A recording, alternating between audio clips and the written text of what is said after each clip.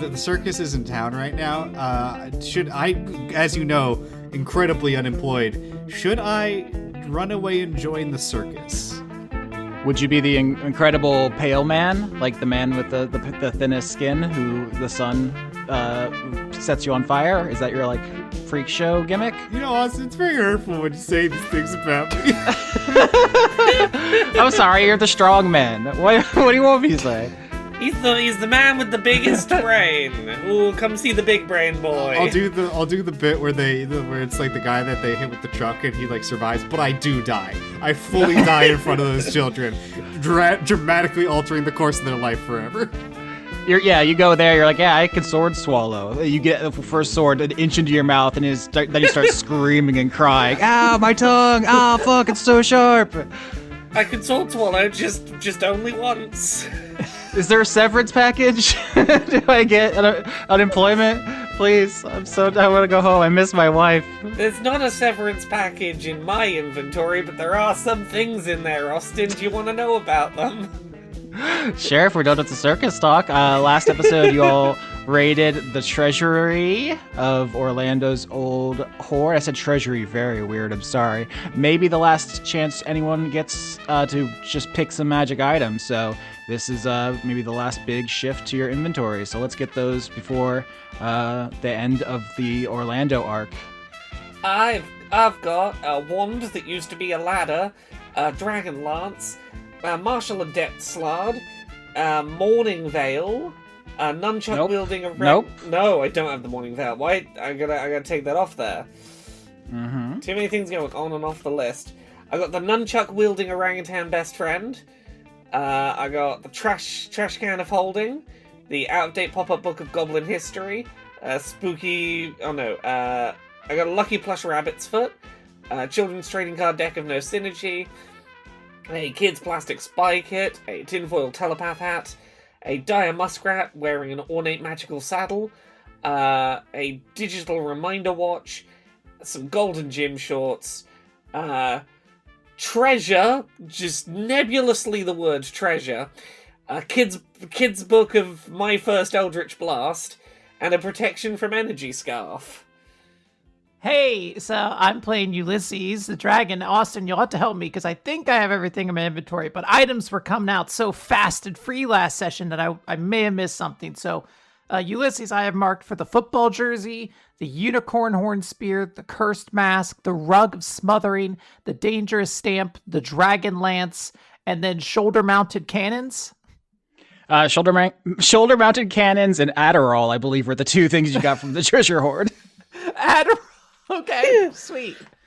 Yeah, he did get Adderall. This really is a fantasy game. I can finally get Adderall again. Fun side note, my mum finally got diagnosed with ADHD, and she's going on the same ADHD meds as me, so I got to have the fun conversation of telling my mum what to expect from mental health medication this week.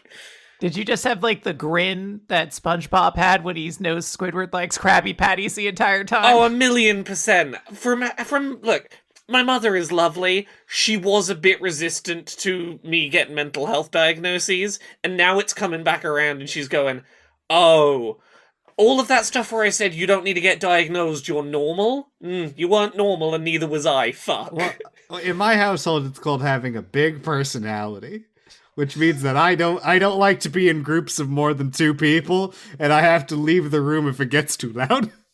Yeah, we had very similar, and now my mum gets to find out, sorry mum, I got all that weird from you, deal with it.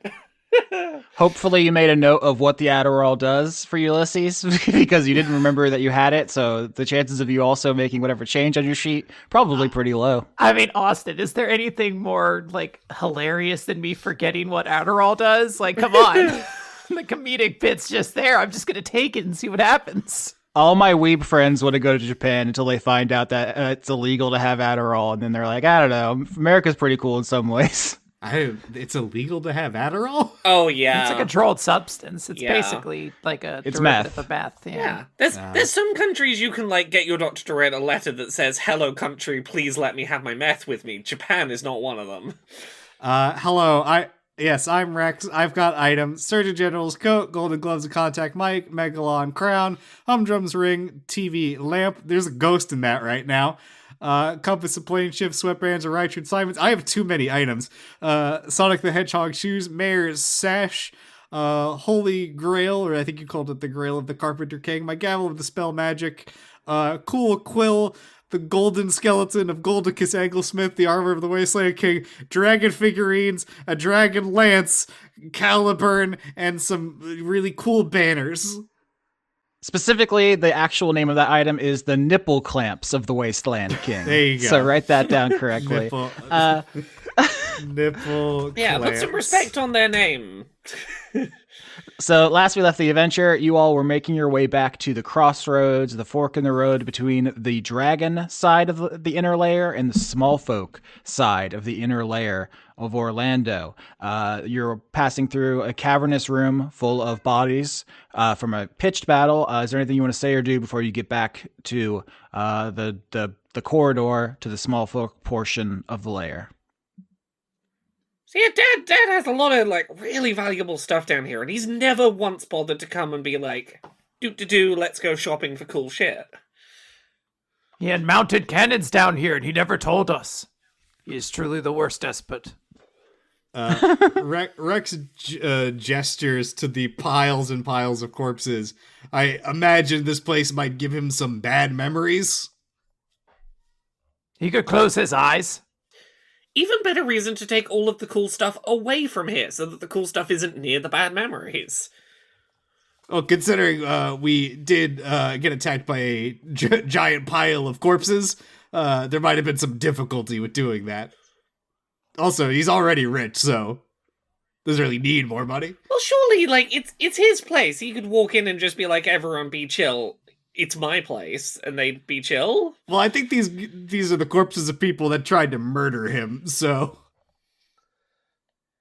Yeah, but he's beaten them once already. Surely they'll go, okay, game recognized game, you won, we'll chill down.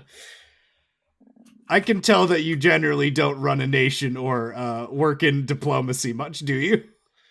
I haven't had to deal with too many ghosts of my enemies. No, fair enough. Maybe switch from researching goblin spoons to, I don't know, how they conduct warfare. But goblins have such interesting spoon culture. Ulysses raises his hand. Yeah? I thought Aunt Hop was investigating the mouths of blue women. That is what the rumors around town are. I can investigate two things. I don't think she gets grants for that. Oh, that's one of the benefits of having tenure, is that I can do that in my spare time. Do we even have a university on the Cookie Mountains? There's a school of hard knocks. I have tenure at Goblin U. Their life expectancy is what, 20 years? I think you get tenure by outlasting 5. Yeah, but let me get, you got me off of the spoons thing. Their spoon culture is amazing. You'd really think from the outside the goblins would just have like one spoon and like for everything, but they've got like eyeball scooping spoons. They've got like different time of day spoons for different kinds of goop. It's fascinating. Now, when you say they have different ones, is it just whatever was physically closest to them at the time? No. It's to do with the color of the spoons is easier to see in certain kinds of daylight, and they've got kind of poor eyesight. They can see the light spoons easier in the dark, and the dark spoons easier in the light, and therefore they kind of use time of day specific spoons. We need to make Goblin U merch. It's a party school. Goblin me or Goblin you?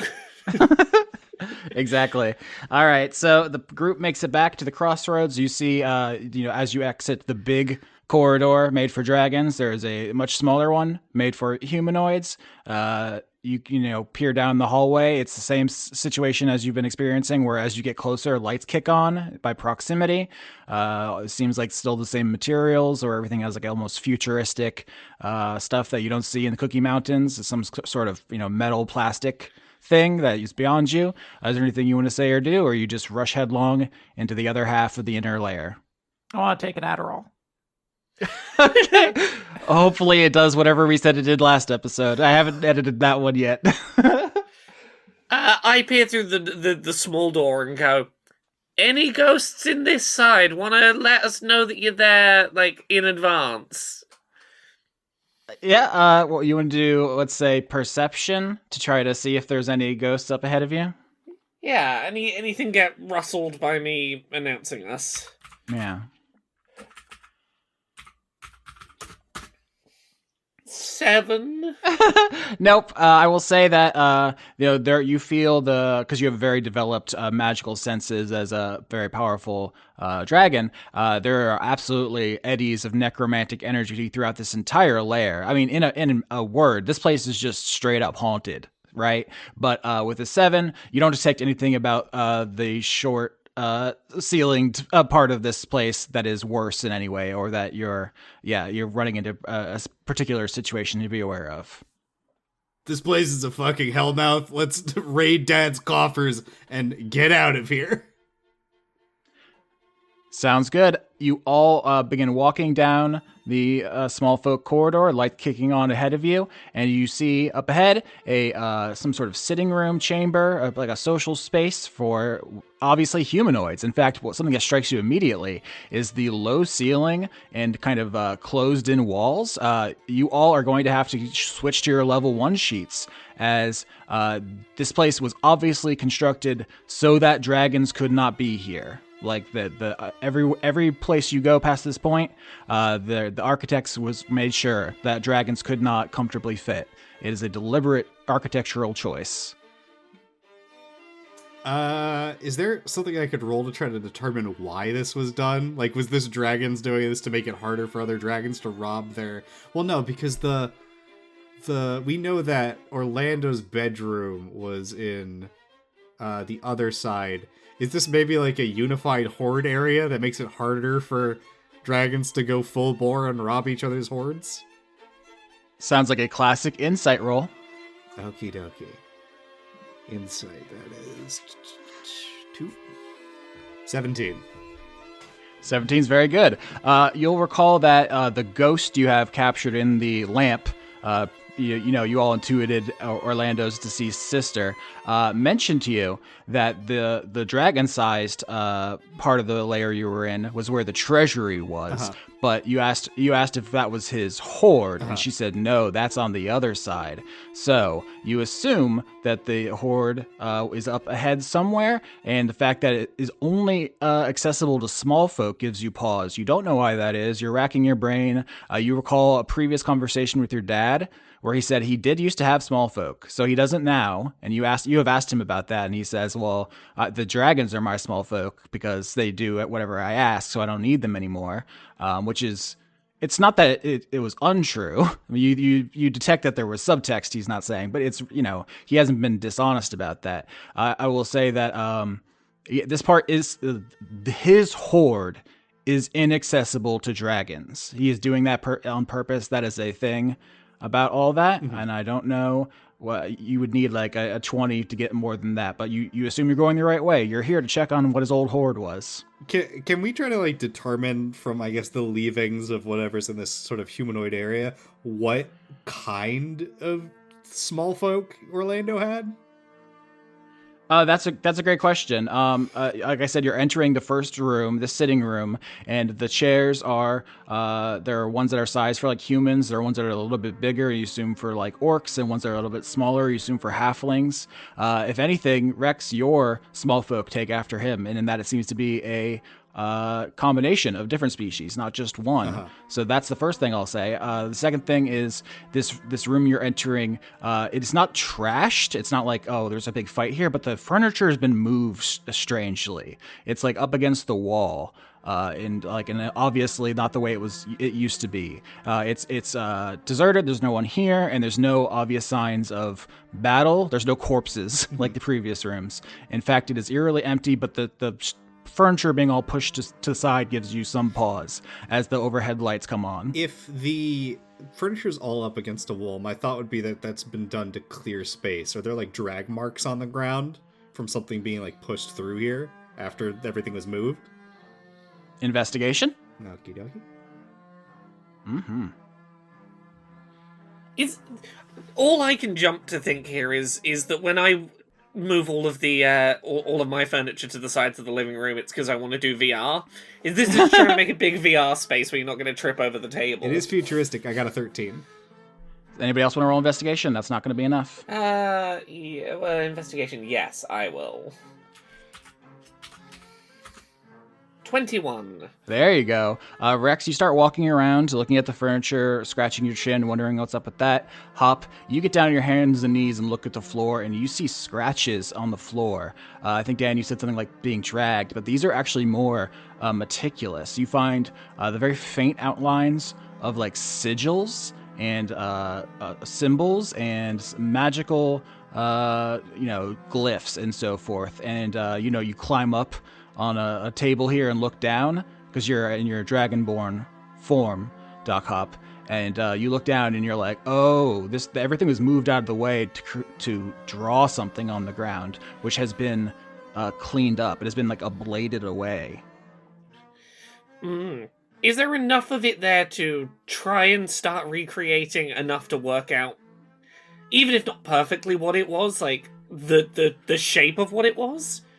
With a 21, I'll say there's a very good chance. Can I get Arcana? I know that we were doing a lot of rolls, but you were trying to uncover this ancient backstory stuff. It all comes down to the next couple of rooms and rolls. Arcana, yeah, okay.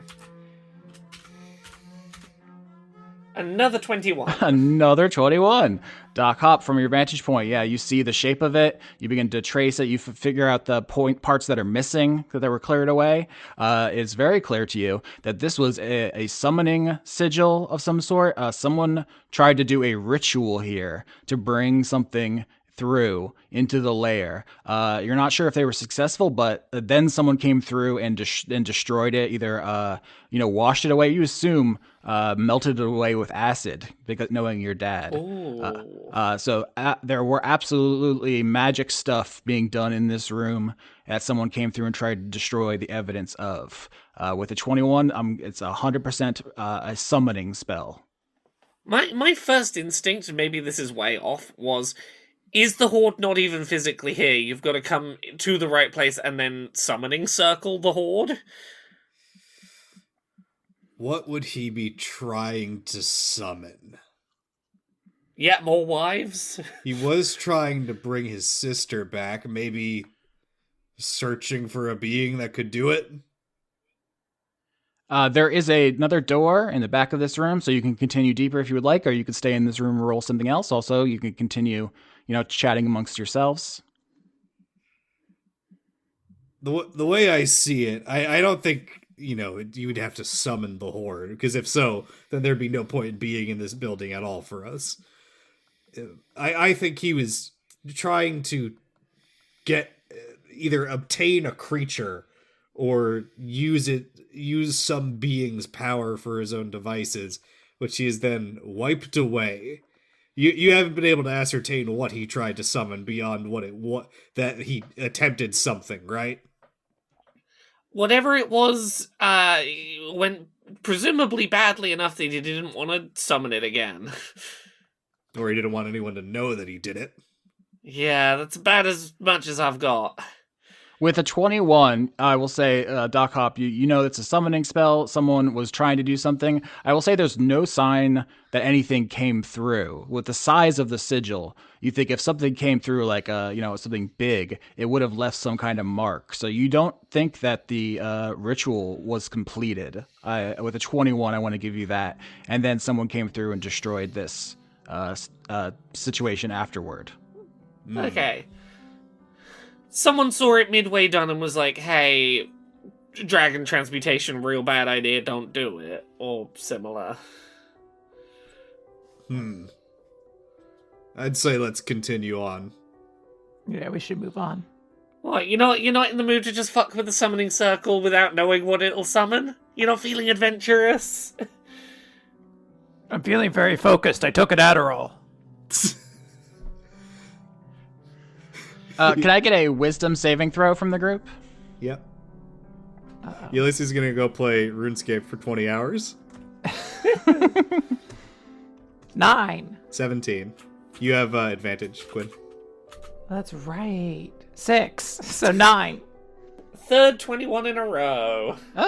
21 and 17 succeed. I will say you're all looking at this thing from different angles, trying to figure out what was summoned, why someone tried to summon something, why someone destroyed it, and you all become aware of movement at the periphery of the room you're in. So nothing was moving when you came in, but now you all hear or sense, like it's almost like tiny vibrations somewhere in the room. There's just like you have a very honed senses, even though you are currently a human, a dragonborn, and a robotic Thrycreen, aka parentheses Genesect. So a red blip showed up on fucking Ulysses' mini-map? Yeah, so you have reason to believe something in this room is now moving in a way that it wasn't before.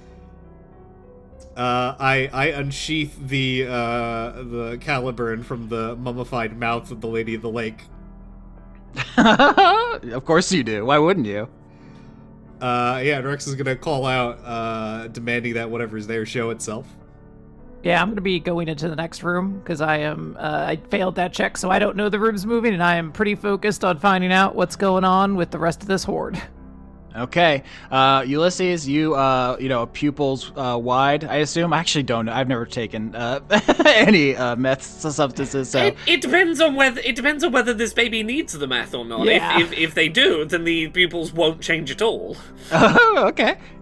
Thank you for teaching me about Adderall. You go to leave the room, and the movement at the periphery near the door congeals into a slimy tentacle that reaches out and slaps at you. 21, Ulysses. I need to check my sheet. Yeah, that hits. That hits, and you see a creature known as an ooze, which begins to pull itself out from under the furniture that was pushed against the wall as it slithers out, and it hits you with a gooey protuberance, and you're going to take 4 damage as it hits you Oof. in the metal armor. That's not fun. Mm-hmm. Roll initiative. We're now fighting. Oh, am I in combat as well? Cool. Mhm. Right. Where's my sheet? Where's my number? There it is. You can tell whose Adderall isn't working right now. 17. All right, Rex, you see the first ooze pull itself out in front of the door where Ulysses is, but also several more begin to make themselves known as they crowd in on you. I will say there are 4 oozes of different colors. They're basically covered in dust and dirt that discolors them like a grayish color. You don't know what the base color underneath is. They've just been gathering dust under like a reading sofa, and so they're it's like dropping Play-Doh in a corner of your house that's with cat fur all over it. So they're pretty fuzzy and yucky. But you're up first. Oh God, was our dad a slime guy? Was he big into slimes? Or did he turn all of his people into slimes? Oh no. Roll. I'm going to, I guess, like, approach whichever. I'll go up to the one next to Ulysses, and I'll just start hacking away. Absolutely. This is updated because I have my new cool sword, plus 11. So I swing twice. 21, 16. That ooze is not wearing armor, so you absolutely slash it up. Both hit. Okay, 1d6 plus 9. 14 damage. All right, your holy magical blade you just picked up cleaves the ooze in twain, and you know about oozes. Sometimes that is not enough. Sometimes they'll just be now 2 oozes, or they'll just slurp back together. Uh-huh. This one, whatever magic is in your sword, has rendered this thing graveyard dead. It is not moving anymore, and there are now 3 oozes. Doc Hop. The Lady of the Lake is a little bit hydrated and moisturized by the ooze. Absolutely. We got dragon lances in the previous episode. Do they bestow any combat bonuses if we use them as our weapon? I'm very glad you asked. You don't know. That's a huge question mark. I am also eager to see if you find out about that. Yeah, because my concern is if I just punch these things with the scrap arm, the exact thing you were just describing is going to happen, where they're going to smush and then reform completely unharmed. You did get Eldritch Blast last episode.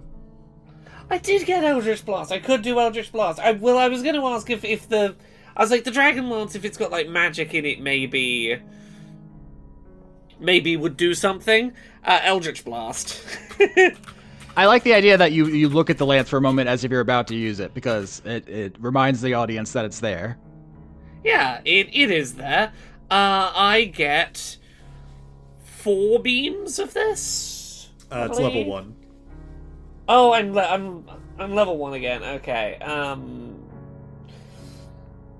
Plus okay, cool. Crit 28 to hit. There. Yeah, I mean, roll damage, but I assume you splatter this ooze completely and utterly. In a way, you basically vaporize it. And we're down to 2 oozes, unless you roll minimum damage. 6 damage. Which you did. Never mind. You have to put roll a hole. another 10 because it's a crit. 9 damage. You put a Does 9 hole in damage the do middle it? of the ooze. This Eldritch Blast comes out screaming hot, rips right through the middle of the ooze, and it keeps coming. It's not dead. You rolled just badly enough, even though you crit. You got double the dice, and it still wasn't enough. That's very funny.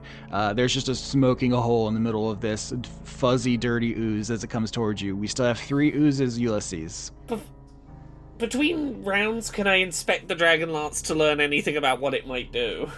No, unfortunately, you cannot. Okay. You can use it, or after battle talk about it, but that's what we're gonna do. Ulysses. I'm going to pick up my mighty unicorn horn spear and I'm going to impale one of these things. Never mind, I got a 2, so 11. I think I missed. Advantage. Oh, right. 12. Oh, you're not helping, Dan. That was enough. They're not wearing armor. That's Oh, It wow. actually does hit. They're Yeah. pathetic. Okay. They're That's kind of good. pathetic, yeah. Is this the same one that Laura blasted a hole through? I wasn't intending for it to be, but I guess the one that was near me got splattered into pieces. So yeah, I'd probably do some teamwork. Okay. 16 damage. All right, yeah, you stick the unicorn horn spear into the ooze with the hole in it, and it's not even the stab. It's just magic channeling through the unicorn causes all the ooze's cells to rupture and pop, and it loses any rigidity and just goops out over the floor, dead as hell. 2 oozes left. Yeah, I'm gonna heal myself at the end of my turn with what is it called? A second wind. Ulysses, ooze attacks you for an 8, and Hop, ooze attacks you for a 10. Miss. Ulysses, do you still like slime? You loved it when you were a wormling. Did I? Misses me as well. Oh, you were getting into goo all the time. I don't know if you're gaslighting me or not. I don't remember that far back. No, I'm just referencing things that kids like. Kids love slime. Yeah, they do. Yeah, you used to watch all those videos of them making it out of glue and glitter and stuff. All right, Ulysses, you heal from that mighty ooze slap, but then as the remaining oozes descend on the team trying to hit you, you're all able to dodge and parry, and we're back to Rex. 2 oozes. Okie dokie. Twoozes. This will be against. I'll split my attacks. I guess I forgot I had advantage here. So that's a 25, and this will be against the other one. Okay, big hits, yep. 25 and 24. I assume those both hit. So 100%, yeah. 1d. So you're the devil. You have infinity attacks at level 1 and the super sword. That's pretty fucked up. Technically, I have 2 attacks, but thank God Hop gave us foresight, and now we're God. We're ripping through these people. 14 damage to the first one, and then this next will just be 1d4. These things don't have brains, and you can see the future, so not a fair fight. Yeah, 4 damage to the second one. All right, Caliburn rips through another one, completely disassembling it and spreading it over the room. The other one, only a glancing blow back to Hop. 1 ooze left. Doc Hop. I'm firing more bolts at this fucker. Let's go. 15 hits. 15, yeah, 15 hits. Let's roll it. 9 damage. Just shy of a kill again. Nope. That one had 4 damage from Rex. So paint me the picture of you destroying the last ooze. I continue to just blast out these handfuls of eldritch magic, children's book in hand, being like, oh wow, there really is a reason they just teach this to, like, real young children, huh? It's so easy. On the character sheet, it's like underlined 10 times, and it's, to make a note, always use Eldritch Blast. It's better than everything else. Always be blasting. Yeah, I'm looking at it, and it is just like, so easy a child could do it, and would know to do it. You wouldn't forget to do it like a child, would you? Question mark. I've taken my slime out of my desk. I'm playing with my slime now as we record. So that's what Rex is doing. You don't need to tell us that. Oh, no! Dan, what's your name?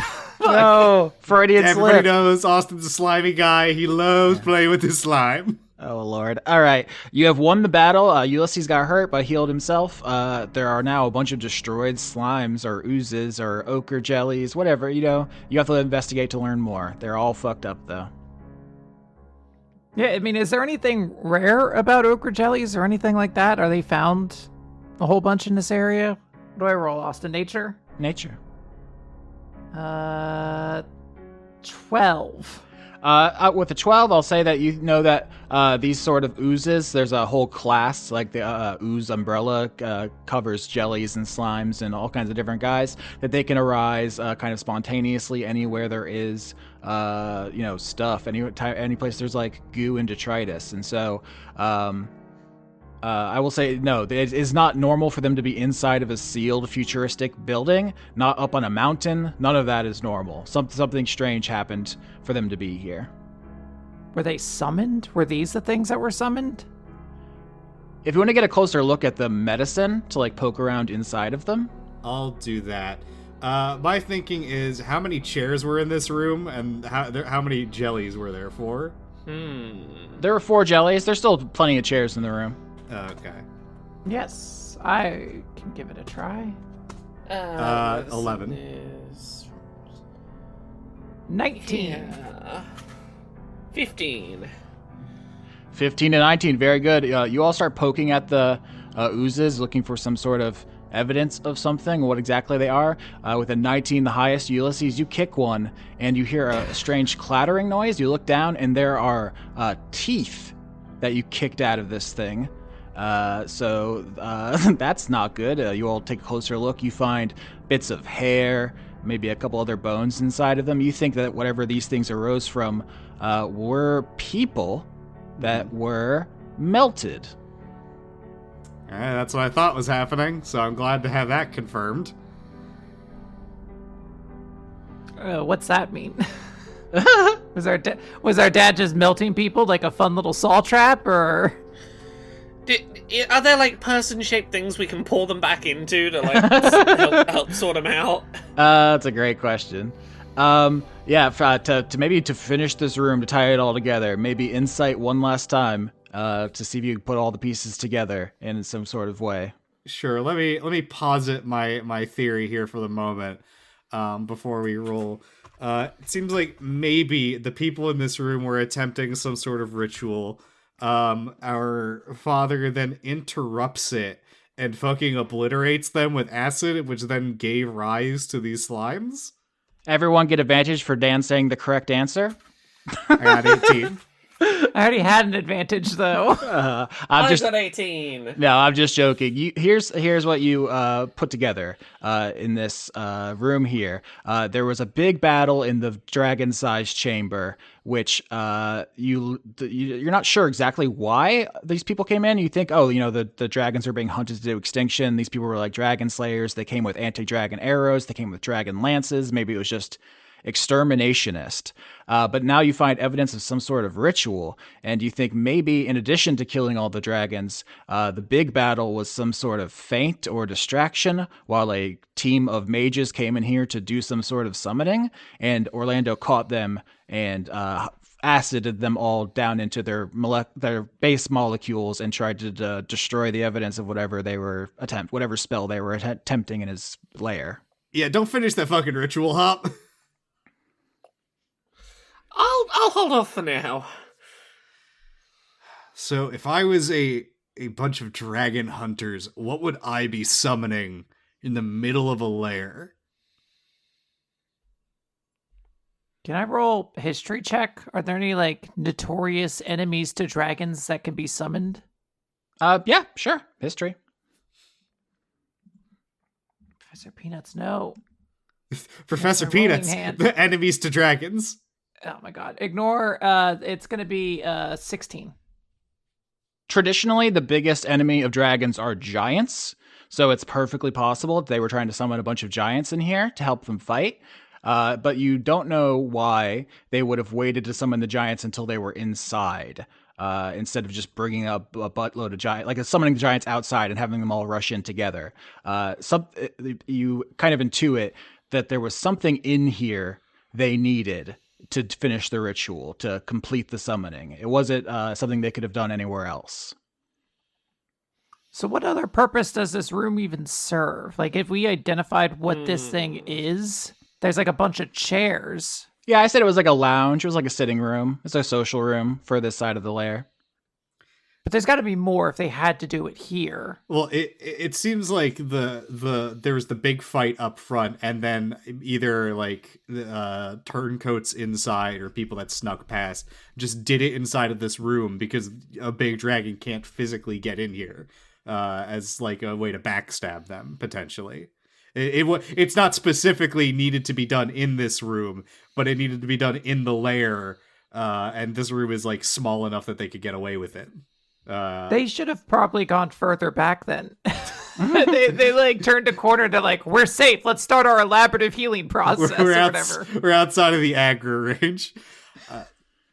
Yeah, let's go. It's like when the Pyroars outside of Wild Zone 17 just have to watch me on the outside, but they're just waiting to like, come inside. Yeah, that's like the universal, universally understood standard now of like walking into a bad situation. It's like those Pyroar.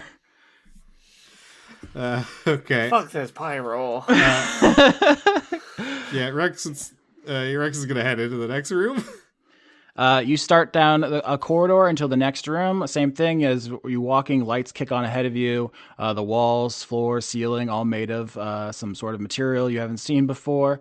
Rex Maximus, you get a message from the spell Sending from Viola the Puce Dragon. Are you ready for the 25 word or less sending message? Can I suggest the pet name that you're probably gonna open up with? You want to suggest one, or you want to guess it?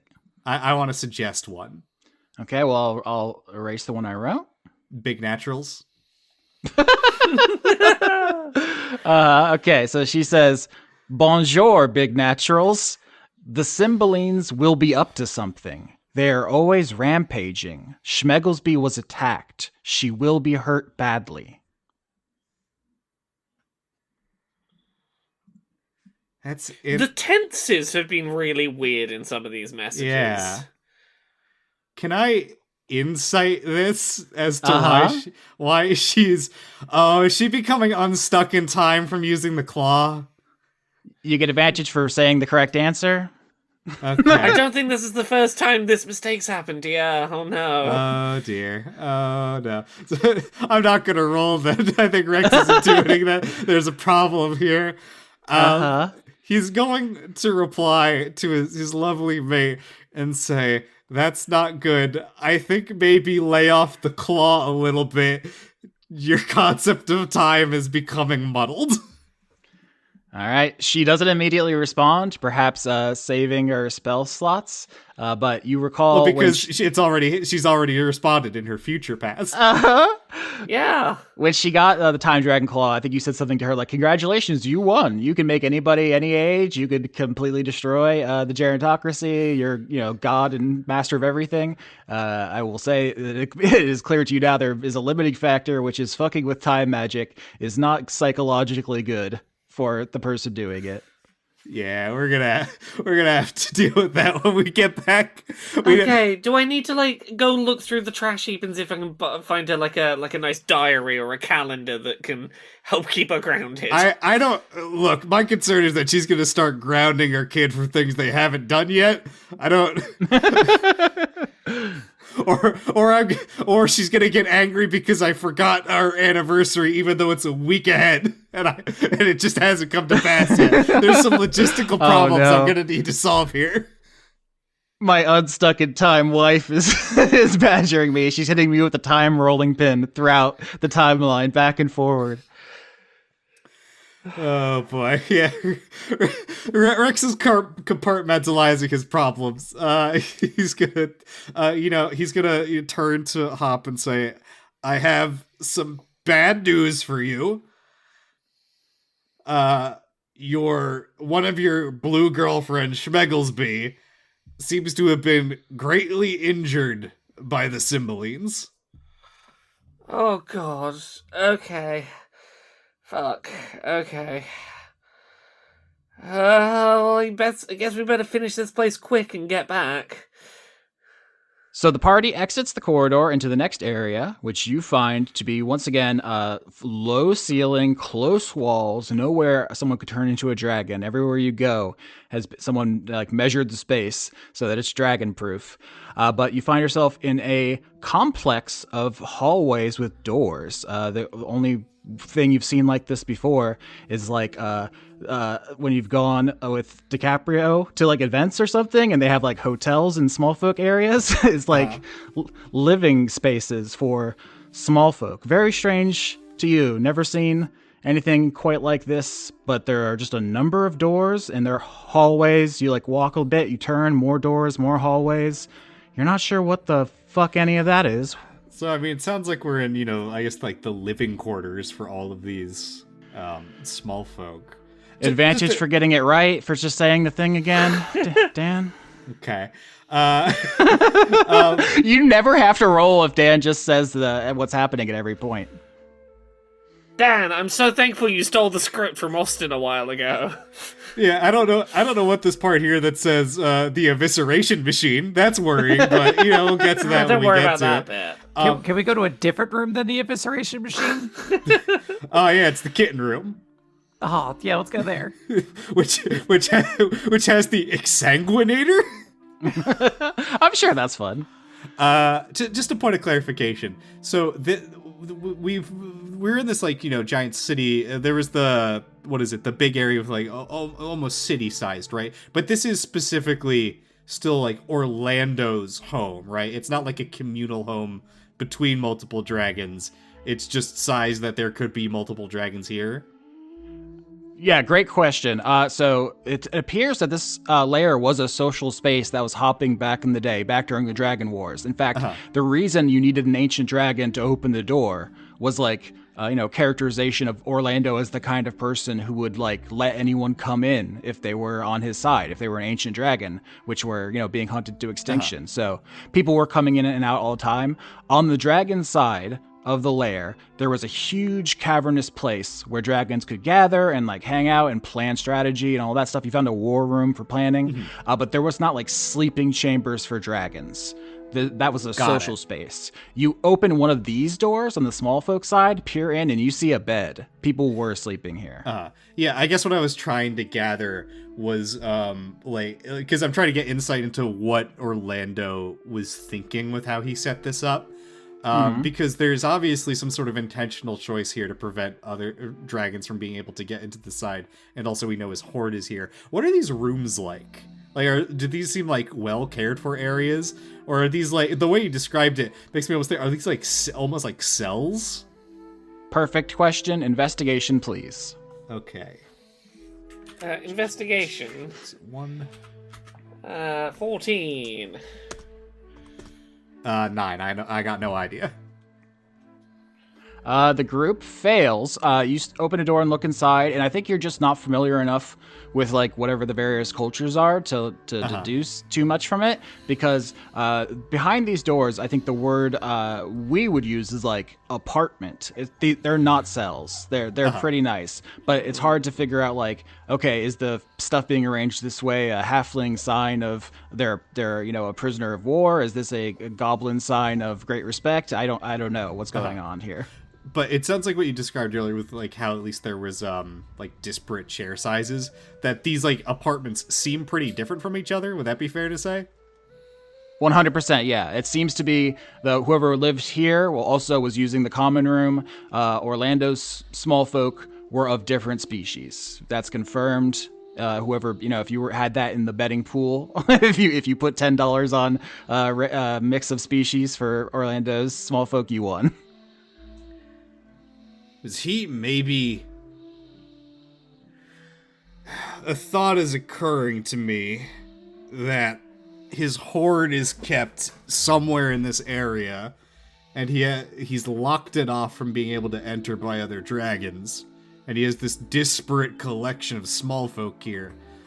Was he, I guess in some way, hoarding a variety of sentient creatures? And then he later on moved on to just animals? Like his hoard was small folk. He just went one step down on the sentience totem pole. Yeah, Rex gestures back towards the room with the summoning circle and says, maybe that's why he stepped down in scale?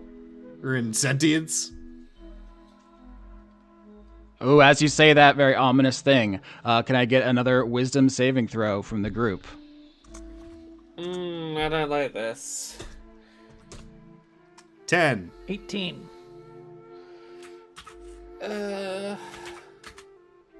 14? Ooh, the group fails. Rex, you have the lowest score. So you're all standing in one of these rooms, looking at the furniture, trying to figure things out, having these conversations, and you don't hear the sound of something coming down the hallway. And then, with the lowest score by the door, you get hit from behind by a blast from a disenchanter, a blue camel-like creature, which we talked about last week, with its long elephant-like nose from which a blue beam issues and hits you. What magic item in your inventory becomes mundane and loses all effect forever? Ooh, let's see here. The mayor's sash, because I don't remember what it did. Okay, the other two, you turn and you see this creature at the threshold of the door, blasting your brother with a blue beam from its schnoz. It is pretty big. It's like a full-size camel taking up the hallway, and then you hear a clip clop as another one comes in behind it and looks at you. Roll the initiative. 14. 7. 17. All right. Disenchanter's got 24. They go first. Everybody, dexterity saving throws as they point their snouts into the room and just start blasting. 11. Dexterity? No. 11. 23. All right. Rex and Hop get hit by the blue beams. So you both take 4 damage as a strange feeling washes over you. It's almost like pins and needles, like a sleeping foot. It hurts badly. It's psychic damage. Both of you tell me one item in your inventory which becomes mundane as the disenchanter eats the magic off of it. This does not apply to artifacts, which cannot be disenchanted. That sucks, Austin. Oh.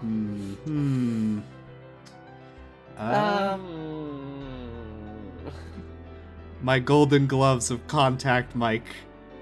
All right.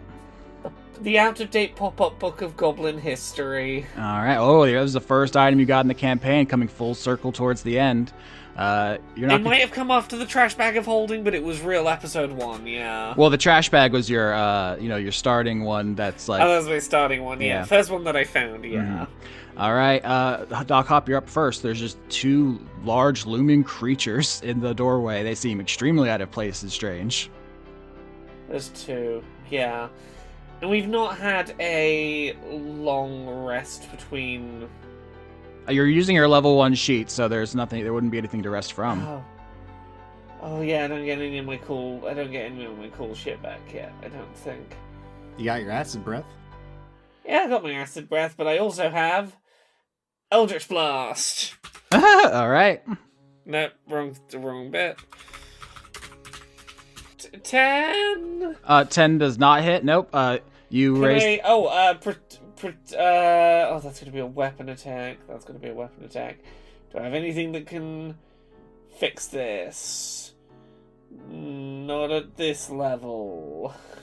All right, you raise the character sheet, and a Eldritch Blast flies out, and the two disenchanters, do SWAT rolls out of the way. They're on the other side of the door as the blast harmlessly goes through the door threshold and slams into the opposite corridor wall, leaving a big dent there. Ulysses, your turn. SWAT rolling on a camel hump is crazy. Are these disenchanters grouped up now? Nope, there's one on each side of the door. But they're outside. Aw, but that's not helpful, Austin. I wanted to use a dragon breath on them. I'm sorry. All right, fine. I'll just try to stab one to death. 27. Wow. I guess I can fish for a crit. So yeah, 27. Big hit. Yeah, absolutely. 20 damage. Holy Lord. That's an incredible stab. I mean, this unicorn horn is, profoundly powerful. You don't even have to leave the room. You can just stick it through the wall, and you hear, a scream of pain from the disenchanter on the other side as you badly stab it. And it is Rex's turn. I will say, the stab disenchanter isn't dead, but that was a brutal hit. Mm-hmm. I'm going to go after that one because the less disenchanting that can be done, the better.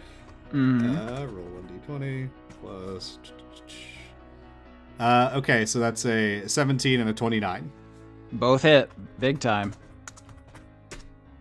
17 damage. Lethal or non-lethal? That's an interesting question. He did just obliterate my beloved Mare Sash, who I definitely knew what it did.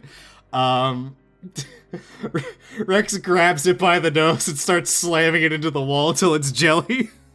Okay, that sounds lethal. Well, if you start doing that, the other one runs away, runs back down the corridor, back out the way you came, not deeper in. It is terrified and it flees. It's an animal. It is not a creature. It is going to, die for a cause. It's scared and it runs.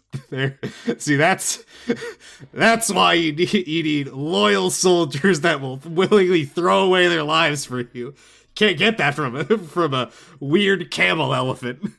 All right, there is now weird camel elephant jelly in the hallway.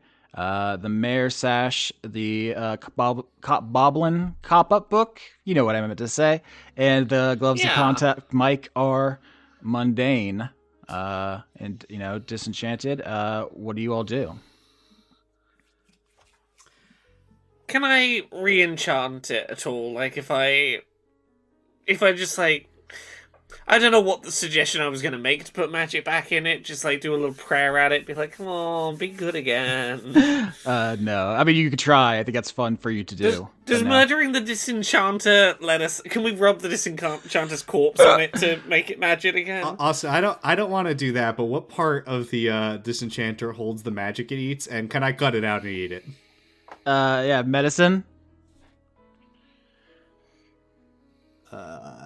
Animal handling. I'll take animal handling. Oh, it's actually exactly the same either way. 21.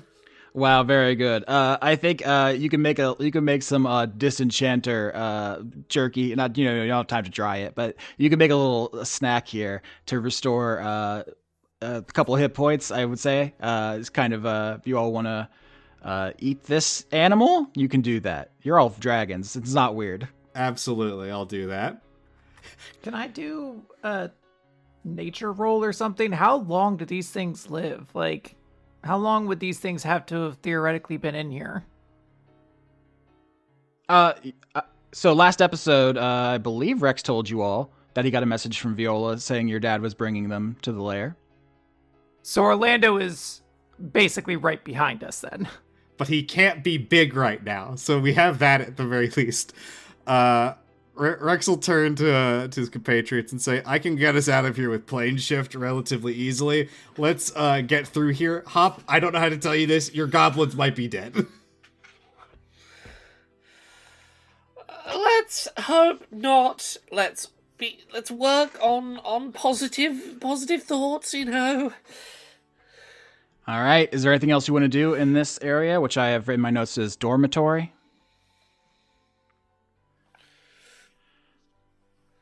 Let's get out of here before they turn us into a doormat, Ori. The ghost inside of the lamp sighs very theatrically. I'm sorry, I can't be anything other than what I am.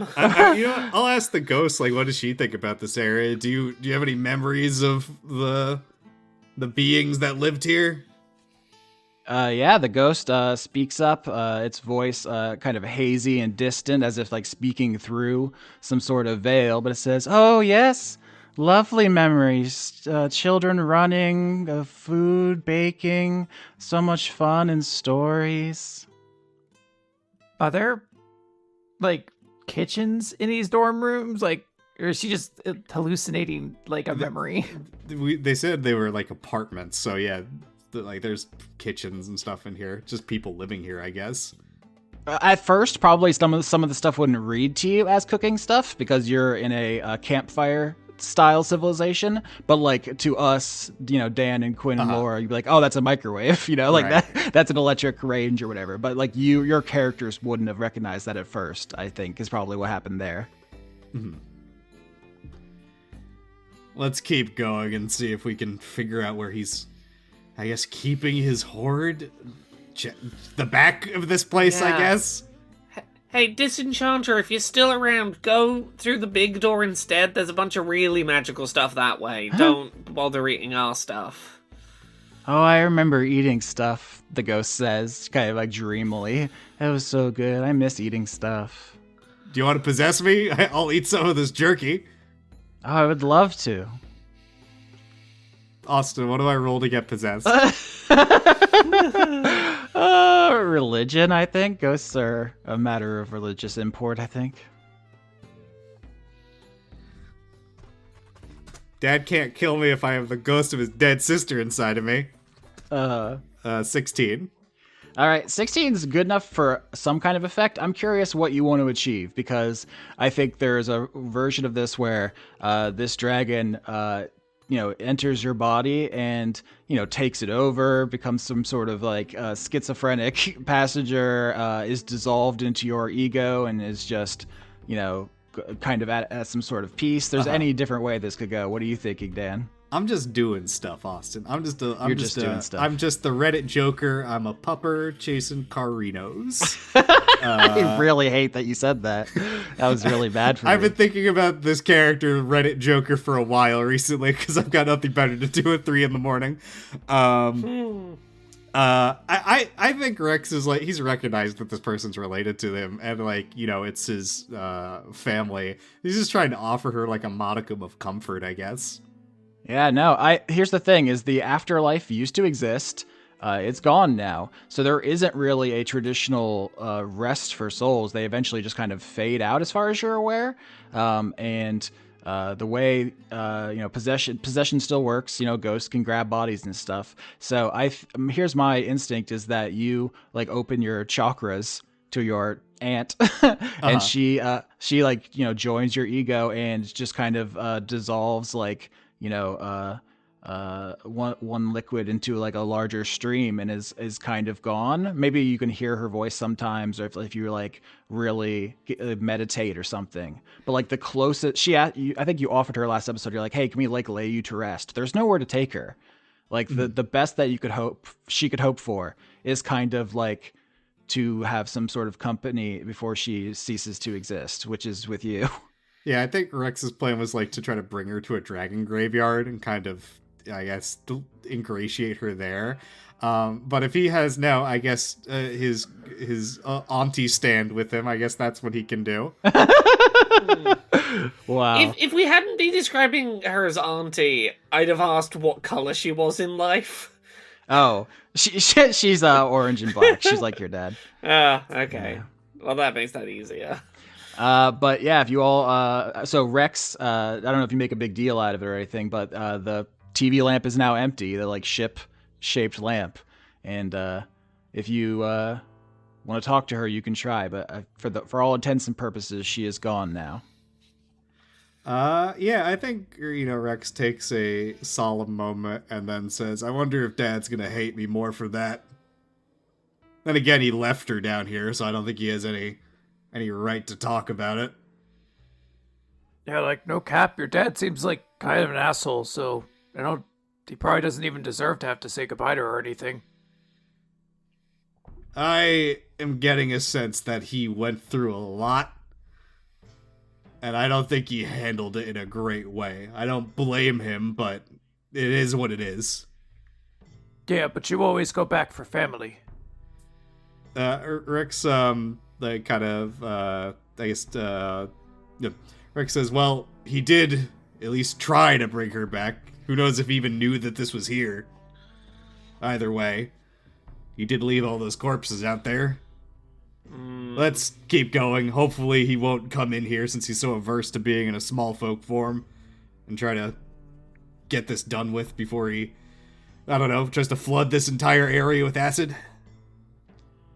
You all walk to the back of the dormitories where there's another corridor out. Still low ceilings, close walls. The lights click off behind you as you exit one after another, and they're coming on ahead of you one after another. But you see at the end of this corridor, there is a door, which there hasn't been on the previous corridors. It appears to be locked as you approach. I kick it down. Urgh. All right, yep, attack it. Yeah, roll me strength or athletics or. I'll help with that. my The punch two roll? strong characters, athletics checking the door. That's great. No, I think I want Doc Hop to take the initiative on this. Blast it. Okay, and I'm doing an attack roll against it.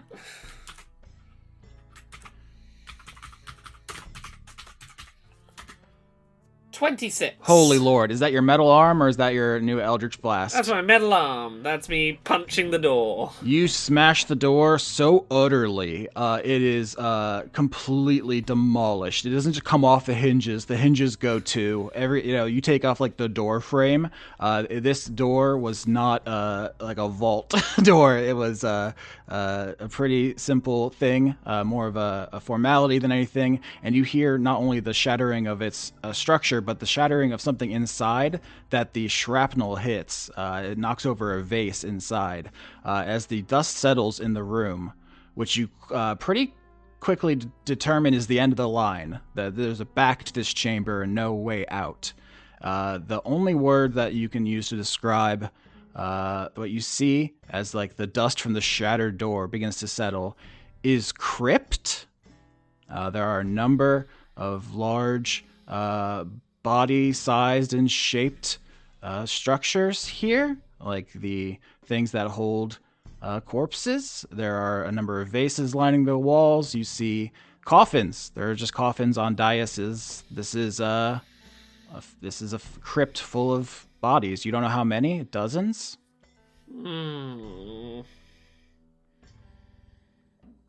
This is either, I guess, the graveyard for his small folk, or he hated Viola because they hoarded the same thing? Yeah, why don't you investigate to figure it out? I'll say there are simple coffins, like simple wooden ones. There's some that are ornate, golden, and so forth. There's some that are large, like raised platforms with like statues of like presumably the person inside. Like I said, there are vases. One of them was smashed by the door shrapnel, which has ashes inside of it. I got a 4. Oh no, Grandpa's ashes. Oh no. Ulysses, are you just standing in the hallway and letting the siblings take care of it? Well, I only risk making things worse, I think, at this point. So that's why probably. I asked, yeah. 21, Doc Hop, you are an anthropologist. You understand cultures and so forth. So you're putting together different species have different burial rites, and that's why there's a difference between different coffins and vases and so forth. You find inscriptions, you find statues. You're like walking down the rows. These are mostly the small folk, except you do find a vase with a very large. It's actually more of like a cauldron with the name of Orlando's sister on it. So I think just literally 2 minutes ago, someone said like, "Oh, Orlando left his sister here." He did not. Her ghost was roaming around, but he did cremate her and put her in the family crypt. The rest, though, you walk from like coffin to coffin, urn to urn, and they all have like little placards or statues saying who they are. You see a number of different names, and we will talk about in a minute. Is there anything you want to say to your siblings before I tell you more about that? This feels right to me. Austin, can I eat my aunt's ashes? Sure. This has been like a running. Is that thing. what you do when you've? Is that what you do when you've got some indigestion? You have your aunt's acids. Okay. Holy we're shit. done. Holy I don't know. shit. This has been like a running thing I've tried to do with Rex, where he has this like compulsion to eat things for both like power and I don't know. This feels like a thing a dragon might do, right? Like eating the ashes of their ancestors, and he did just absorb her ghost into himself as a way to like try to give her some peace. So he's like, oh well, fuck, well I gotta do this now because I'm not gonna leave the job half finished. I did see a video the other day of a child that did eat some of their grandmother's ashes. They were a toddler. Hell yeah. So yeah, this isn't like a D&D thing. This is just you can make the character choice to do that, and if you want that to be culturally acceptable, like I don't have any preconceived notions about what that means. So I think that's I don't know if it's culturally acceptable. I think that this is a thing Rex does though. I don't think Hop would look down on it. I think she would be aware of enough cultures where this is a thing that she'd just be like, yeah, okay. There's precedent for this. This season started with you melting Keeper and then rolling to know what he would want done, and me saying he would want you to eat his goo. So that is absolutely acceptable. So Rex, you eat your aunt's ashes. Oh God, she was so big. This is taking forever. Ulysses, anything you want to say or do before I tell Hop more about what she finds? You want to split any of that? Frankly, yeah. Get Hop. You got one of your goblin spoons. This is gonna take a while. Oh my God. Do you want the morning, evening, or midday spoon? What do they use for? I guess chocolate milk mix. Probably the eyeball spoons. It's go. the closest to an auto cannibalism spoon they have. Holy Lord. Yeah, Rex continues to Rex and Ulysses with big spoons just shoveling their dead onto their mouth. Okay, that's happening, and you got a 21, Doc Hop, so you're looking around at these various resting places, and you see the nameplates for them. They say things such as Princess Sylvia, Queen Miranda, Duchess Portia, Queen Isabel, Princess Imogen, etc., etc. Oh God, he was the classic dragon. All of these seem to be either women of authority or their children. Yeah, small folk women of royalty. Beautiful small folk people of authority. When we joked at the start of the season he was collecting wives, it really wasn't that far off. He collected one for each of us.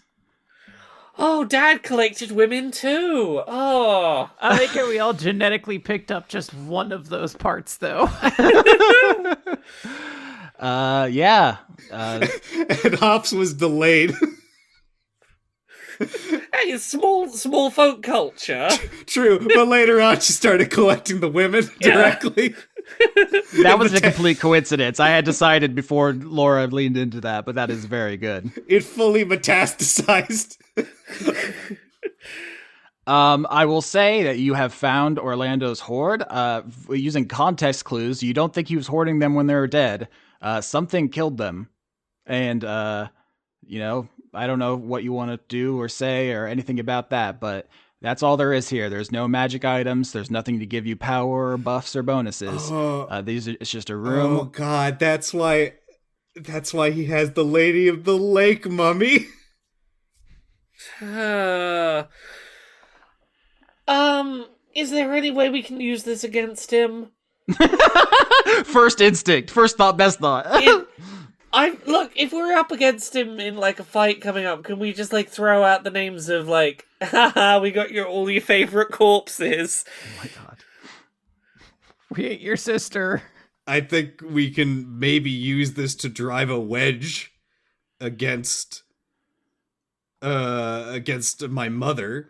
he seems to have at the very least cared for these small folk. Trying to piece together what occurred here. Did he get like jumped by a coalition of I'm guessing the like various kingdoms he robbed royalty from?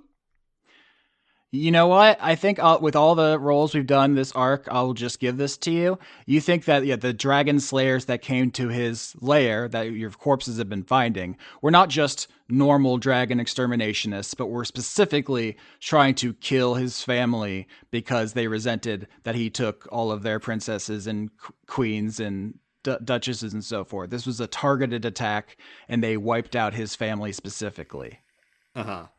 Ooh.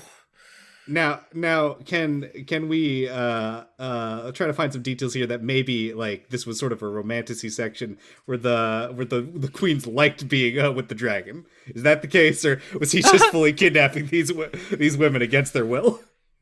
So you all failed the investigation check of the dormitories. So that's where I would have given you that. I don't know if you, Dan, are like pulling me aside and you're like, Austin, was this dark?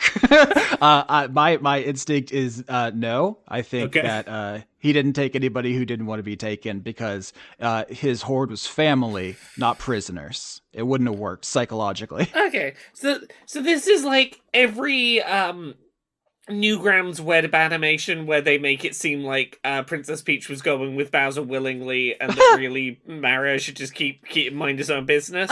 Yeah, your dad is Bowser. He had 100 Princess Peaches. They had beautiful children together, and they were all murdered. Oh, children! Oh God, do we have some half dragon cousins we don't know about just roaming around here? I think it was briefly mentioned. Your aunt ghost said the sounds of children's laughter used to ring through these halls. You find some small urns. Your dad absolutely had children before you. They were all murdered. Ooh, this is making a lot more sense now. Dad, surely you should want to like hold on to the love of the kids you've still got alive, huh? Well, I think his mindset is to do anything to prevent an imbalance of power that could lead to any of us dying. Ever. And one of his kids just died. True. I don't think he expected DiCaprio to blow herself up, though. That's not. I don't know if that's necessarily on him. Unless he wanted to, I guess, kill Desdemona, which you know what, fair. I don't know. I don't want to throw this in his face. Are you going to deal with your dad, or are we just going to try to escape from here? Hello, Dad. We understand you better. Please, can we be on the same team again, maybe? I don't know how that's gonna go. He might know from my mother about my child already. Maybe we can convince him that any further conflict just risks not only losing us, but his grandchild. And try to bring him over to, if not to our side, at least stymie this conflict for the time being. Yeah. It sounds like you all are going to leave the crypt and walk back to the entrance of the lair where you expect your dad to be waiting? Yeah. I'm not looking forward to it, but yeah. So you all walk out of the crypt, you walk through the dormitories, back through the social room, you're going back out into the crossroads, the lights are clicking off behind you. As you're going, you hear like distant clip-clops from the surviving disenchanter. He's still out. He's up ahead of you somewhere. Lurking horrifically. Nose leering out from the shadows. Sniffing ominously. But yeah. I think if I was walking around and I saw like an elephant nose peek out from around the corner, I would just kill myself. I would just simply go, no, I'm not dealing with that. I'm done. My life is over. I'm simply not encountering whatever this could possibly be. That's why you're not invited to haunted houses anymore, Dan. We had to go without you because you respond too extremely. Yeah, because my immediate reaction is to start tying the noose. Oh my god. Ooh. All right. You all are walking out together. You get as far as the entrance chamber that's filled with corpses. There's, almost carpet of dudes in here in the room where those anti-dragon arrows came to life and tried to attack Rex. And you see Orlando, the copper and black ancient dragon, enormous, full-size, petting a disenchanter with his one claw. His other claw, he is holding some sort of giant severed leg that he is chewing on. What kind of leg is it? Nature check? I thought nature was the answer. So, Medicine? nature Medicine? leg. Whatever, I don't care. I'll take fucking medicine, absolutely. Oh, Yeah. we're dragons this time. Okay, hold on. That's That's a great, yeah. Are you all still small? absolutely not. Big boy, big guy. Okay. 20. 20, yeah, you have zero doubt. That is the Jabberwocky's leg. You know what? Based. That guy was weird. I was gonna say, can we see the nipple clamps? But if it's just the leg, maybe the nipple clamps are just dangling from Dad's teeth. He's eating it like a big turkey leg at a Renaissance fair. As you all enter the room, and he looks at you and he says, "Ah, children, I would have saved you some, but you were taking too long." There was a lot to unpack. I am sure.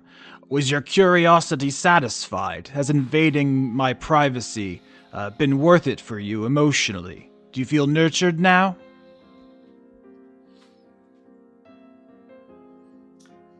You know your sister's ghost was down here. Everywhere I go in this world, I'm surrounded by ghosts, Ulysses. Yeah, but this one's a literal one, though.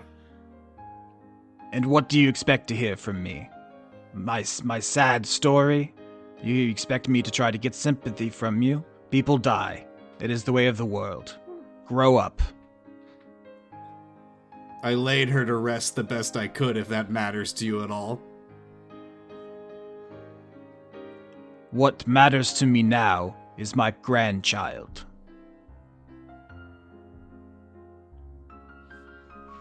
Well, we're on one page on that. Are we, Optimus? Yeah. Well, you allowed my firstborn to die, so you'll excuse me if I don't take you at your word. I allowed is you sure putting a spin on that. I'll do whatever is necessary. And you know what? Sure. I'll take whatever blaming me spin you want to put on it, because I don't want to fight with you right now. If you are willing to help get your grandchild back,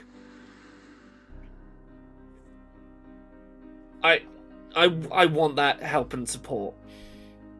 Do you, Optimus? Are you willing to do whatever it takes, no matter what, to keep your family safe? My family are all I have left at this point. I have lost pretty much everything else, so yes. That is good to hear, but I think you'll find it's much easier to say than to do. All of the greatest crimes of the world are done for one's children. Go on, be less cryptic. What do you need from me? Just tell me it now, and I'll give you that yes or no. Am I committed? What are you getting at? Several paths lay before us, Optimus. I know you've seen in my lair what I was willing to do. To save dragons, to bring us all together, gem, metallic, chromatic, to see a next generation with open arms, peace among species, and how cruelly my offer was rejected and my family slaughtered. Do you know what the dragon slayers were doing here? I destroyed the summoning circle, but I assume you have magical talents. You could figure things out. Yeah, we were piecing together what that sigil did. We didn't. Is there anything I can roll to put together exactly what it was trying to summon from the amount of it that I put back together? Religion, I think. We rolled a bunch about it, but you've got more information since. Maybe this is the moment a lightning bolt of inspiration strikes you. Yeah, okay. 18. 18. I think there was a question about why they did it further into the lair in the small folk part instead of doing it anywhere else or outside, or what were they trying to summon? I think the thing that you get now is that those mages who snuck away to the small folk while the main force was fighting in the big dragon chamber, that force, those wizards, snuck into the dorms and killed Orlando's family, his wives and children, for their blood, because their blood was necessary for the ritual. That's why they waited until they were inside to do it. Yeah. And still no sense of what they were trying to specifically summon. I needed a 20 for that, but I will just say that he is basically primed to tell you, so you absolutely can just get the answer right now. Okay, yeah. Well, whatever it was presumably pretty strong and powerful, given, any summoning ritual involving needing dragon's blood. It's not your run-of-the-mill summoning. Dragon's blood is willpower, as Rex Maximus well knows. Willpower to perhaps shape and change the world and history. The Dragon Slayers thought to wipe us all out at once by summoning Dragon itself from the world of forms and slaying it once and for all. Oh. Yeah,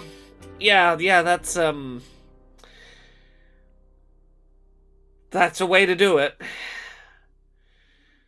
Do you have that resolve, Optimus, to save your family?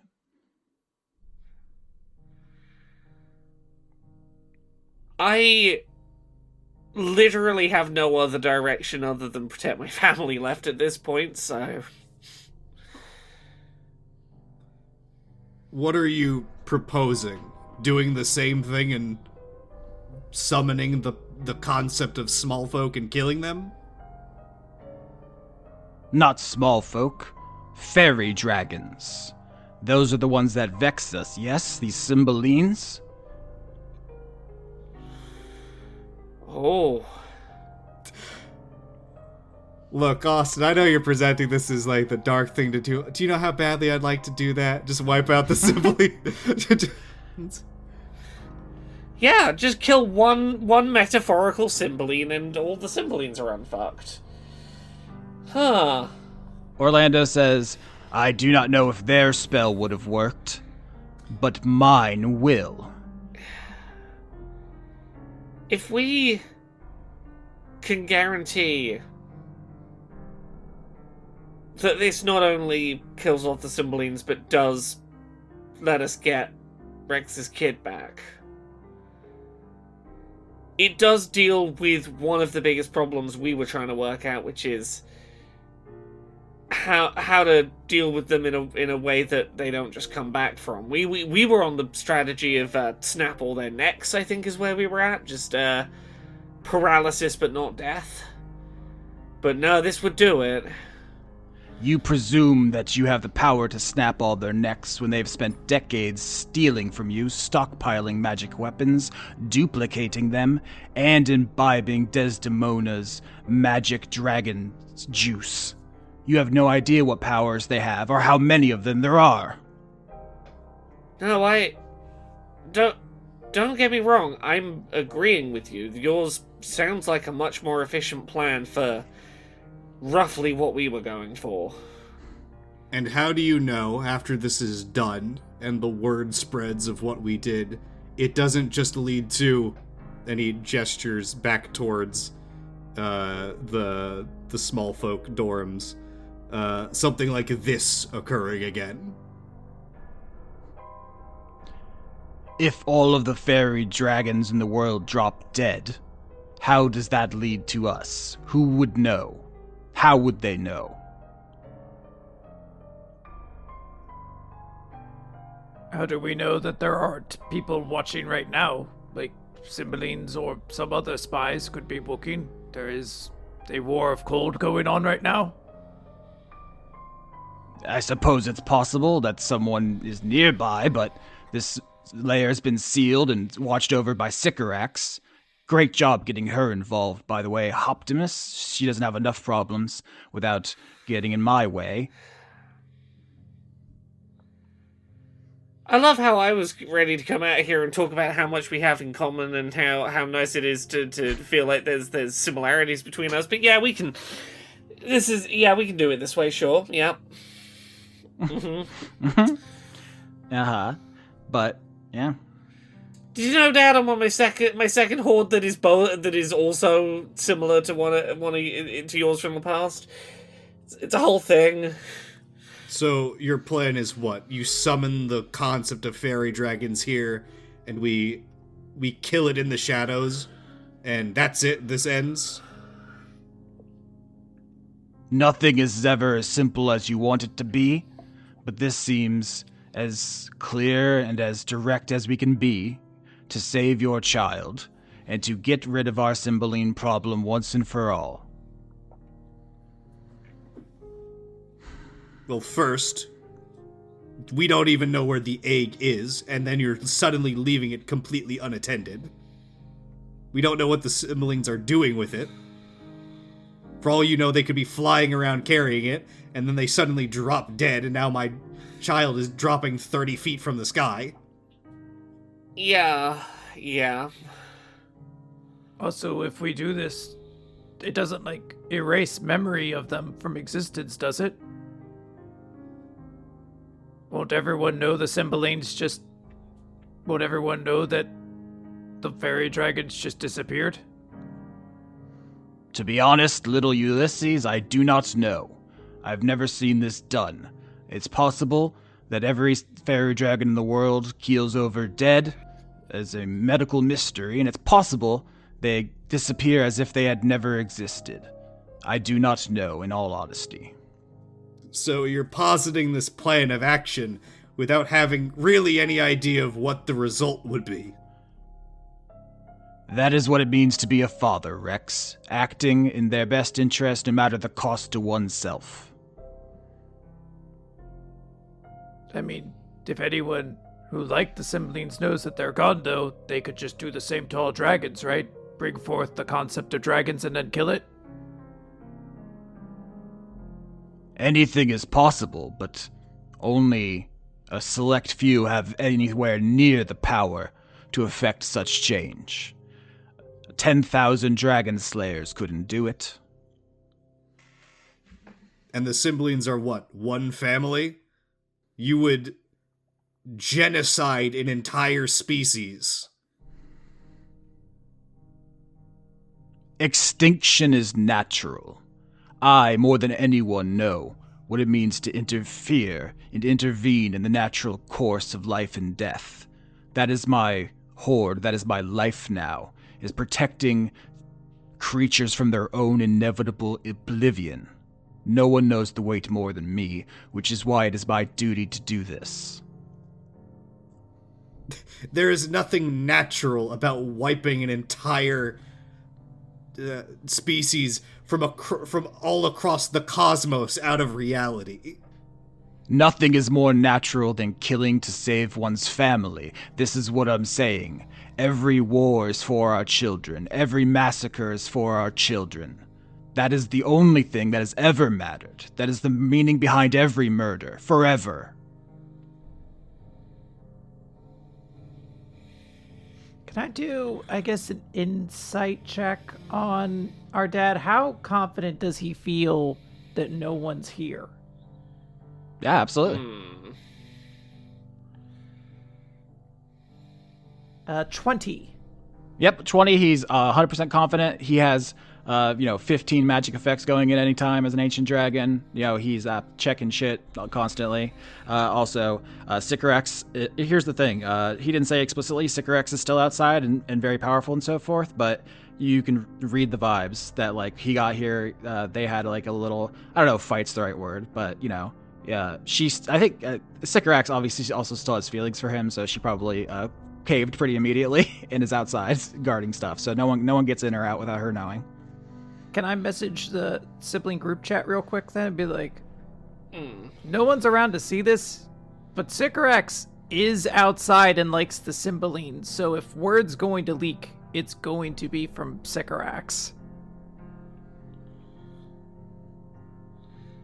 See, I'm taking that wording as the DM going, don't worry about it. I mean, both things are true, in a sense, is that there's no one here.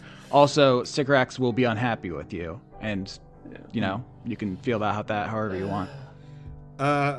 Rex will say this. You talk about the duty of a father in a family. I'm already working on getting my child back. We are close to finding them. I don't need to genocide an entire species if I can simply find them where they are and take my child back.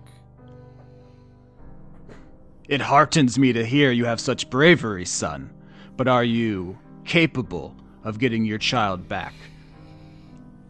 You do not know what the Cymbalines have waiting for you. You don't know what magical items they've accrued. You do not know the extent of the power they wield from Desdemona. You do not know how many there are.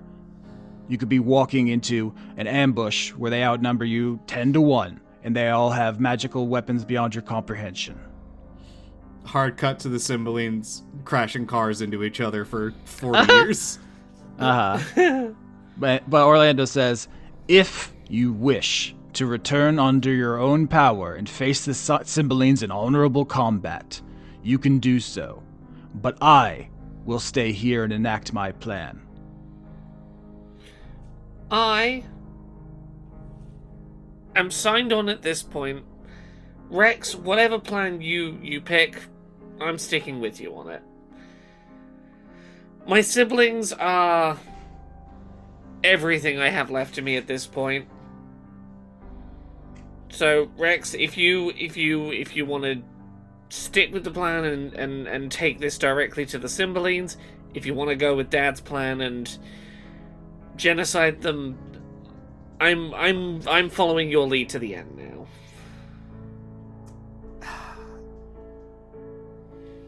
Austin, how can I relinquish control to his sister to gut punch Dad? Oh. That's a great question. I think that you can just choose to do that, I think. I don't know that there's a rule necessarily. Yeah, my thought is this. Rex is basically going to say, you've always talked about how you believe what you're doing is necessary. What you're doing what needs to be done. But would they want this? And he, gestures again towards the crypt.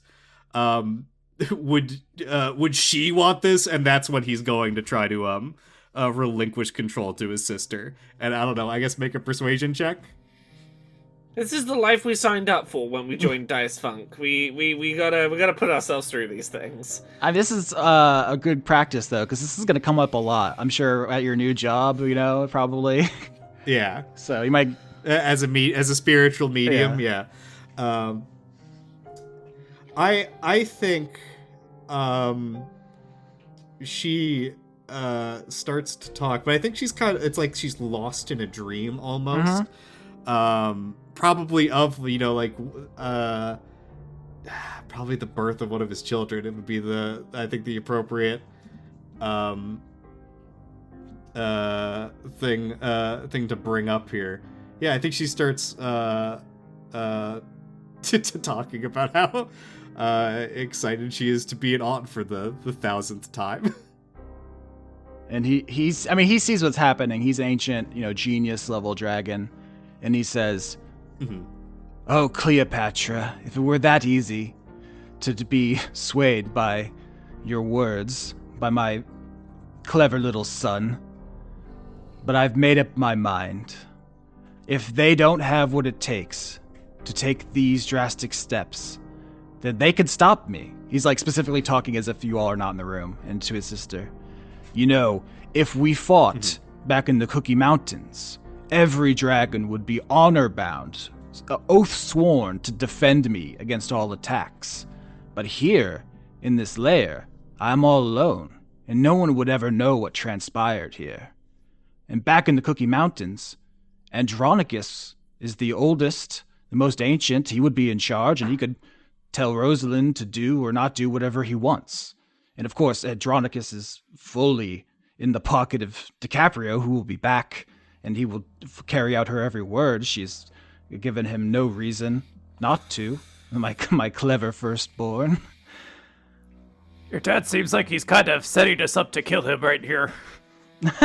Hey, look, He really seems to want it. I know we're not. I know things have been rough between us, but none of us want you dead, Dad. You have started a war that will live beyond all of us. You are passing it to your children. It's not just Rosalind. As long as there are small folks who can turn into dragons, there are dragons who will resent that, and they will hunt them and they will hunt you. This is what you have put into motion. Then it's all... then the cat is already out of the bag. This plan of yours doesn't change that. You can't stop what's already occurred.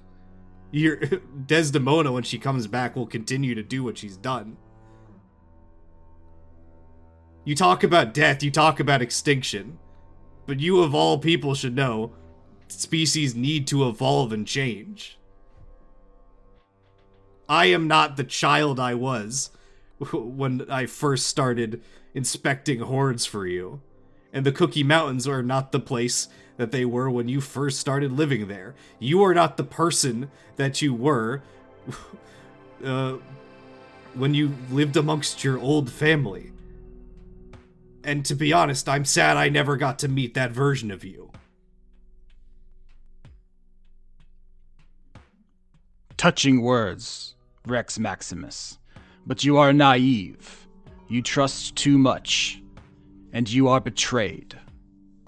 And Orlando lifts the claw he's been using to pet the disenchanter and dips into his inventory, and with a little flourish of his claws reveals a glowing, multicolored key. That is the so if I remember right, we gave this is the key conduit that Viola was going to use to bomb the Cymbalines, or potentially Desdemona, right? Your small folk were going to take it to Desdemona's to be used as a bomb. Viola applied the time slime to it to make the connection to the world of forms unstable, but it was your small folk who were supposed to plant it at Desdemona's. Mm-hmm. And Rex is already suspecting something was up with York. These small folk for whom you have sacrificed everything do not see you as a father. They see you as a means to an end, and they will use you and throw you away, Maximus.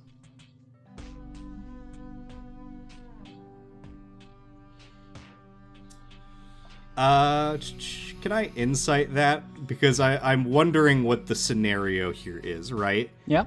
Because I guess Rex is trying to understand, when did this betrayal occur? Because and if it was done by York Prime, York version 1.0, or one of his children, and what they're actually getting out of this. Yeah. Because they're not going to get turned into dragons. I don't think that's going to happen. Maybe this was just a, hey, don't kill us. Yep, here comes an insight.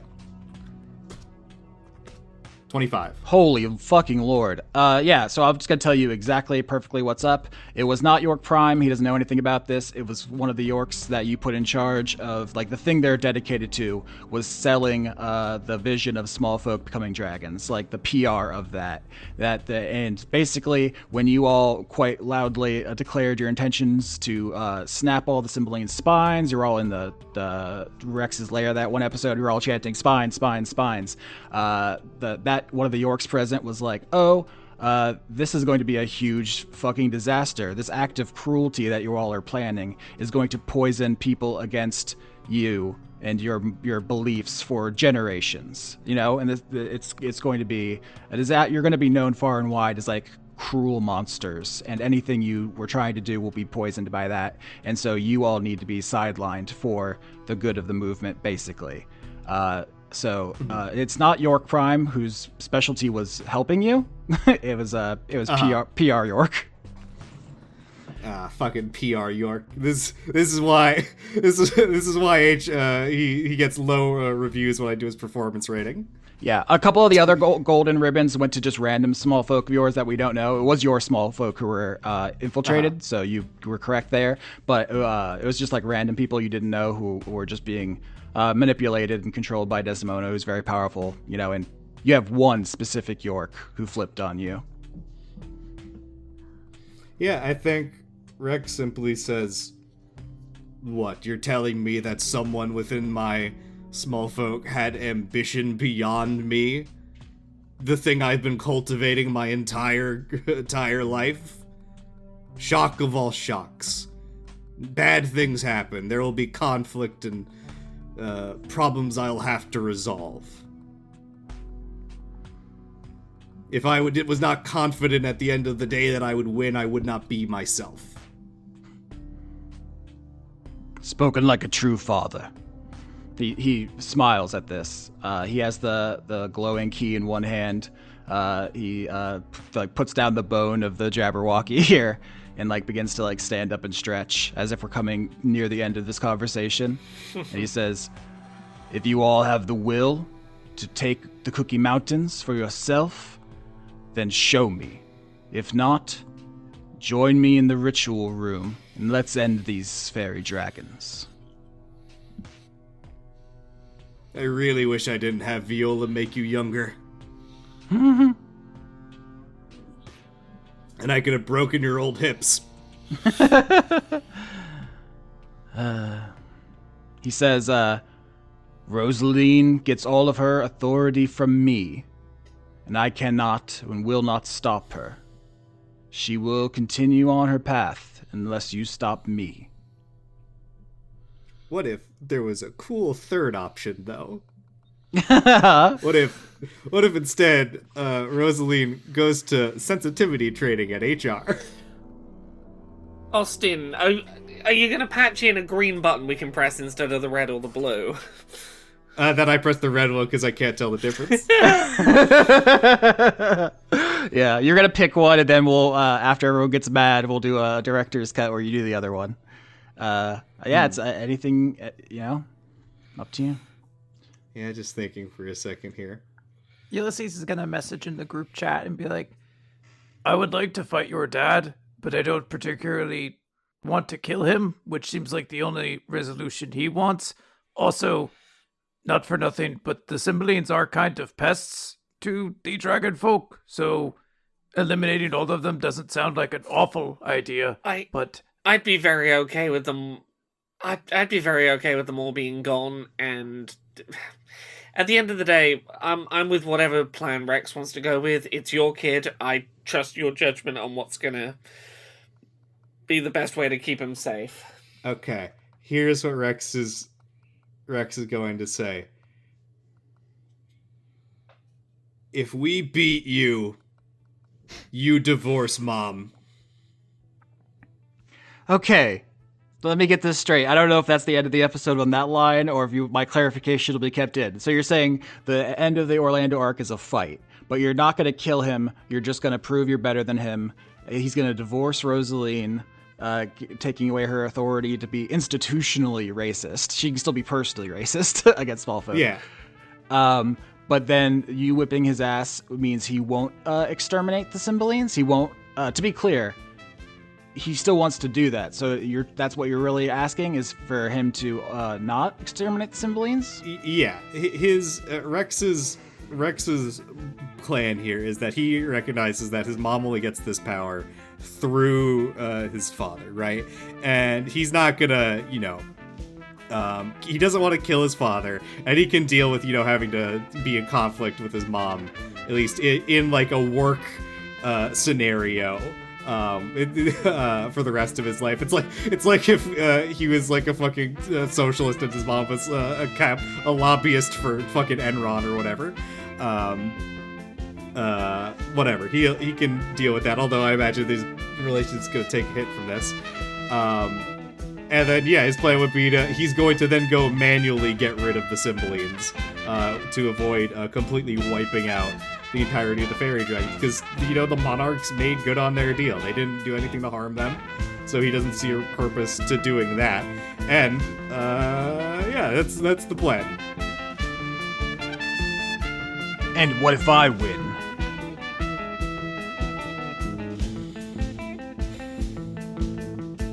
I can't speak for them,